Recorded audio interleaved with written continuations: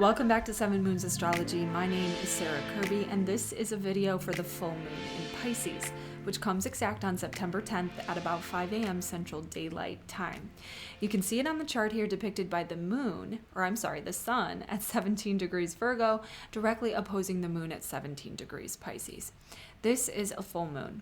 And a full moon in astrology is when the light of the moon is brightest in the sky, when it's fullest. And this is an illumination, or symbolically speaking, a point at which we get clarity or insight in our lives. The clarity and insight, or what we will be feeling and sensing at this time, has to do with Piscean energy. Pisces is a lot about our emotions, being that it's a water sign. It's about our deep felt intuition. And so I think at a baseline level, we're having some space and separation here and some time to really get clarity about what it is that we're feeling, how we feel about recent changes that have happened in our lives. Now, we've had a lot of really important transits that have happened in the past month and a half. So I want to go back a little bit to talk about what are those things. So, because it really is deeply connected to Pisces energy. Pisces, being that it is the last sign of the zodiac, has to do with major closures or endings in our lives. Sometimes this translates as direct loss, like things have ended in a way that has caused a lot of grief, loss of people or things that are important to us. But other times this means a closing of a chapter in our lives or a cycle completing. So what has happened in the recent past? Well, at the end of July 31st, we had the conjunction of Uranus and the North Node in Taurus here, and Mars was with these in this configuration at that time. This caused a lot of radical change and insight and awakening in everybody's lives. Either something totally unexpected happened close to this period, something shocking, or you got a new big insight or clarity that changed the way that you were behaving and changed how you felt about something. So something big here happened to really move you in a different direction in your life. And then just 2 weeks ago, we had the new moon in Virgo. And the new moon in Virgo is a lot about getting our health in order, getting our daily routines in order, getting our work in order, and planning for the future. We all get this big impulse around Virgo season to order and clean things up.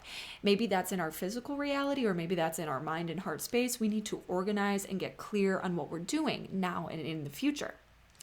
But the new moon in Virgo, when the sun and moon were together here in the sign of Virgo, was square Mars and Gemini. Okay, so this was about a couple of things that could have felt challenging about 2 weeks ago. Feeling really, really busy and overwhelmed, and people constantly trying to be in contact with us. Gemini's a lot about communication, getting interrupted. You're trying to think about something, make decisions, and then you get interrupted left and right, and it can feel difficult to do that. Mars and Gemini is also a lot about travel. So perhaps you're trying to make a bunch of plans for travel for the future and get all of those things organized and needing to do it, and maybe feeling that you needed to do it in some sense of rush. This could have been about feeling overwhelmed with work, with a lot of decisions to make in your life, or this could be about trying to make choices for your health and get your health in order, and maybe feeling confused or struggling to make up your mind with so many different perspectives and information out there. And so nevertheless, 2 weeks ago, we set that intention around the new moon in Virgo to move forward with any of those things that I just mentioned. And now that we're at the full moon in Pisces, we get this point of clarity and this aha moment. Pisces energy is the big intuition. It's the beyond. It's what lies beyond the veil. It's sort of the transcendent things that we can sense without maybe necessarily knowing in a concrete way. It is the energy that's directly opposite to Virgo. So Virgo is about being practical, being pragmatic, having the details in order. It's an earth sign energy that knows what to do and when to do it. Pisces is about feeling and sensing and intuiting things. So whatever experiences that we've set out for at the new moon in Virgo, we've seen some unfolding of those things by now. And at the full moon in Pisces, we get this big moment of deeply feeling and knowing what we need to do. And I think for most people, this is going to be a positively felt experience, just because this moon here is, for one, conjunct Neptune. And Neptune is Pisces' ruler in modern astrology. And so this can have us feeling really creative, really imaginative, and really dreamy about what we want to set forward with the future. Because For one reason or the other, many of us have had an opportunity to do something Piscean in nature.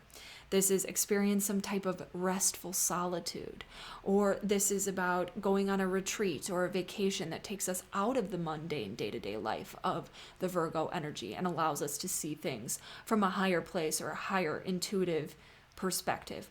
Or we've been able to make the plans and allow things to settle down so that we can take a rest. Or we've been able to process and sit with the grief of things that have ended. Or we are healing and recovering from illness. Or we are getting our health in order where we can sense that healing occurring. Pisces is a lot about healing, and it is sometimes correlated to sickness and illness, being that is the opposite of that Virgo energy. Or we're at a point, some of us are at a point where we're at a major closing chapter of our lives and we're closing the door on that. And so we're getting kind of dreamy and restful and still about what it is that we want to set forward here for the future. Dreaming those things up. That's what that Neptune energy is. And this moon is also in harmonious aspect with this configuration here to the North Node and Uranus, as well as the South Node in Pisces. So I think if we go back to that end of July, early August period where things have really radically changed for most of us, a sudden unexpected loss, a big change in our financial situation, a big change with our material possessions, with the way that we eat, with the people in our lives, our relationships, our money, all of these things, big insights that say, this is what the problem has been all along. This is what the obstacle has been all along. Oh my God, this shocking thing happened and now I have to change course in a way that perhaps I didn't expect or never saw coming. Now by the full moon in Pisces, because we've got these harmonious aspects going on here, I think it's like being able to zoom out and take a step back and feel intuitively the path that God has placed us on, to feel and to sense and to know what the ending of this chapter looks like and what is on the horizon for the new one, and to sow those seeds and to have that moment of separation where we can see those things more clearly. We can feel those things more clearly. There could be some big emotions around this time, but I ultimately think that they are from a place of acceptance. We had the big aha moment when the North Node conjunct Uranus and Mars. Then we had the new moon in Virgo, which was square that Mars, and we're like, oh, I got to make all these plans. I got to do all these things. I have to act now. I have to talk to all these people. I have to get everything in order. I have to make these decisions. It's time to do it right now. And then at the full moon in Pisces, it's like, it's happened. Or whatever I needed to be happening is happening. Some of us got sick around this time and we were forced to rest so that we could have that clarity. Some of us took travel plans that helped us to zoom out of our day-to-day reality that we were stuck in and consumed by so that we could have the insights and clarity. Some of us got some more alone time, a vacation, a retreat, some kind of opportunity to heal and to meditate and to separate and to rest and to slow down. Others of us lost some things that were very important to us. But the full moon in Pisces helps us to let that be and let that go and step forward into what's coming. It's the closing of a chapter. Full moon in Pisces always is. So we get those insights around this time here. And then what happens? Well, because we have whatever new insights or clarity around how we're feeling about the things that have happened, or because we're recovering, or because we've taken space, or whatever it is, we are now reconsidering decisions we've made in the past, or we are renegotiating what the future is going to look like so that it can be more fair and balanced for us. Why do I think that? Well, it's because just a day before this full moon comes exact, Mercury stations retrograde in Libra. Libra is about what is fair. Libra is about what is just, what is harmonious, how to balance what I need and want and what other people need and want in our lives. And Mercury is about how we think. It's about how we communicate. And it's a lot of times about decisions that we've made. And I say that specifically because we had that new moon square Mars, and because at this point in time, Mercury is also in a harmonious aspect with Mars, which is a lot about decision making, okay? but it's also in opposition to Jupiter, which is also retrograde in the sign of Aries. So to me, this feels a little bit like, okay, what's done is done, what's ended is ended, what's closing is closing. I've been forced to rest or slow down. I've had the opportunity to take space. And now I have all these deep awarenesses of what the past meant and what I need to do going forward in the future. When Mercury retrogrades, it's a lot about reflecting on the past, revisiting the past. And Libra is about negotiating, right? So like I said, this could be about renegotiating decisions, renegotiating agreements that we have with people in our lives, how we show up, and what we want this new chapter to look like. Jupiter in Aries. Excuse me. So Jupiter in Aries is a lot about fresh new energy, the fresh start that's coming essentially at the same time as everything is ending and closing. And so Jupiter in Aries also wants us to hurry up and do that fast thing now with a lot of zeal and a lot of passion and a lot of enthusiasm and motivation, quickness. And the quickness is in opposition completely to everything this year is about, which is slowing down with the North Node in Taurus, taking things moment by moment and being present. So that Jupiter in Aries is like, get to the new thing, get to the fresh thing, get to your next reality. You know it's coming. Do it now. Get there now. But we can now see at the full moon in Pisces as things are closing more completely. Here is everything that I was doing wrong. Mercury in retrograde. Let me go back and think about what I need to make sure I do in a more balanced way, in a more harmonious way. And for some, this could feel a little bit like, oh crap, I made these decisions way too quickly and now I have to go back and rethink or redo some of them. And for others, this is just about maybe questioning the past a little bit. But the goal of this, I think, is ultimately a good thing because it's going to help us make sure that whatever we do going forward is going to work much, much better for us. So there could be an additional brief challenge here around this full moon. And I say brief because the transit is very short. And that is going to be here, Venus. Oops, sorry, that's a line instead of a circle. Okay, so Venus in Virgo and Jupiter in Aries. This Jupiter coming up again here, okay? They're in what is called an inconjunction, 150-degree aspect. Sometimes this is called a quincunx in astrology. And what it describes is two energies that are totally antithetical and opposite to one another, okay? Aries is a fire sign, a cardinal energy, a masculine energy, okay? And Virgo is an earth sign, a feminine energy, a mutable energy. They don't have anything in common. And so when two planets activate these energies at the same time, it can feel really challenging to figure out, like, what am I going to do with this? Because I have two sides of the coin that are totally opposite. How do I integrate them? There's no shared common ground here. The transit is brief because we really only consider it to be an orb within a very tight degree range. So this is kind of like a blip. I would call this just a blip in time that has a fairly quick resolution, especially because Venus is about solutions. And Aries energy is also very problem solving. And another thing I should say about this brief blip is that Jupiter and Venus are both benefic planets. And so they classically are known to bring good fortune or ease. So there is some challenge here, I think, to figure something out. And Virgo energy is a lot about making sure I've got the details in order, that I've checked everything 6 times, that I know what I'm doing, and that I'm ready to go, and that everybody is happy, especially with Venus here. It's about making sure everybody else knows what they're doing, making sure everybody else has what they need, and doing those things for other people. Jupiter in Aries is about what do I want and getting it right this second. What do I think? What do I want to happen? Vocalizing that, taking risks, making decisions in a split second rather than checking things over 6 times.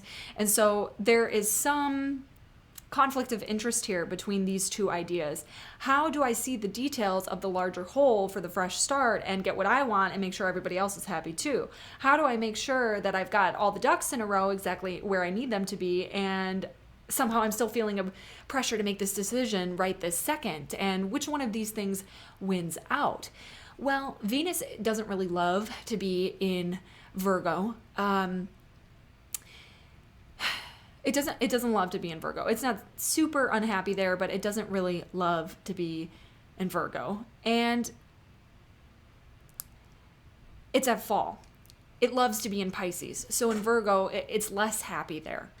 That being said, I'm being rambly and I'm not making sense. Let me start over. Venus doesn't love to be in the sign of Virgo because it's at fall there. When it's at fall, when a planet is at fall, it means it's in the sign opposite its exaltation. The sign of its exaltation is where it does extremely well and can really live out the best parts of its archetype. So when Venus is in Pisces, things are dreamy and beautiful and creative and full of ease and rest and a slow pace. When things are in Virgo, there's a tension there. Okay, because Virgo is like, and Venus is like, let's take it easy. Okay, so now I'm acting quacky, but you get what I mean.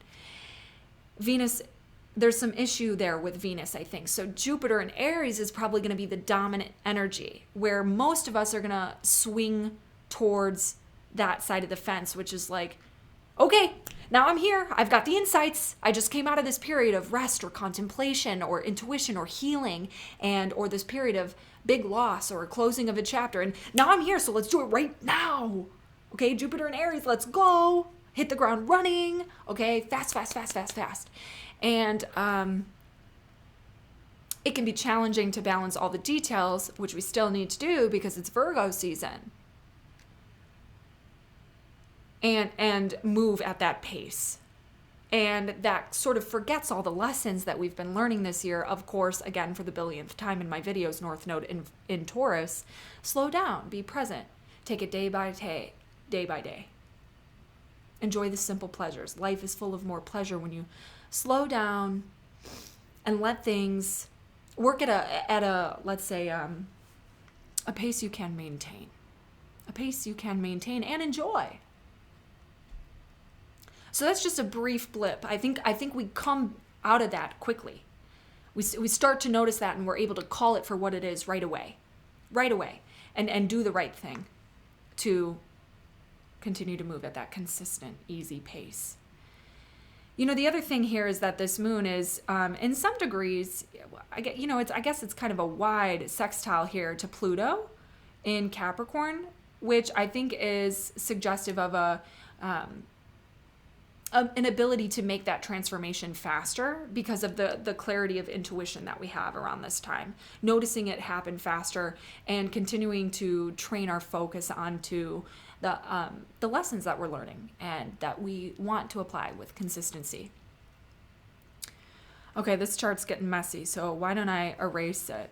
One more thing that I want to say is that if you're experiencing pressure longer than just a blip and you can't snap out of that and it's feeling like it's getting away from you, what you might be experiencing is the fact that Saturn here in Aquarius is starting to come into square again with Uranus and the North Node. This was an energy that we had a ton of in 2021 that made 2021 challenging, where it was like, hurry up and change everything. And I'm so sick of all of this old limiting crap and responsibility and structures and things that I need to do. And I'm just tired of it. And I need to make all of these changes right now. And I can't because I still have all these responsibilities. That back and forth of 2021, a little bit of that is resurfacing now.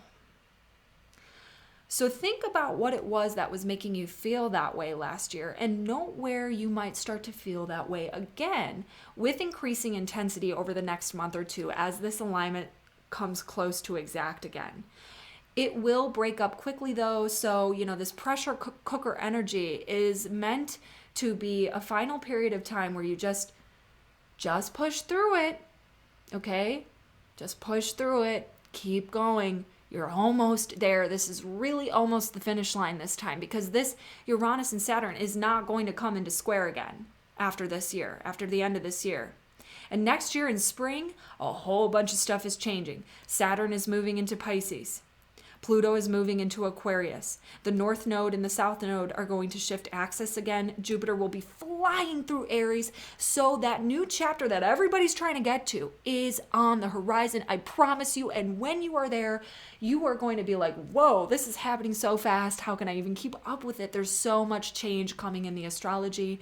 So, this crunch time energy is about make sure that you do it right, make sure you do it slow, make sure you get a good foundation and that you're consistent, and you really got to learn how to do that right here and now. Because next year, by spring, summertime, it's full steam ahead. That's what I think, okay? That's what I think. Yeah. All right. So on my Instagram, I post for every new and full moon a 12-sign forecast energy, which you can use to get a little bit more specific about what this energy will mean for your sun, moon, and your rising sign. So if you don't follow me on Instagram, please do. It's at 7 Moons Astrology, and there are some fakers out there, so make sure you get the right one. I only have one Instagram account, and it's linked below. And then if you'd like a more personalized reading for this energy, see if you can get on my calendar for a natal chart and transit reading. I do have my books open on limited Fridays. Thank you so much for watching. I'll see you in the next one with energy.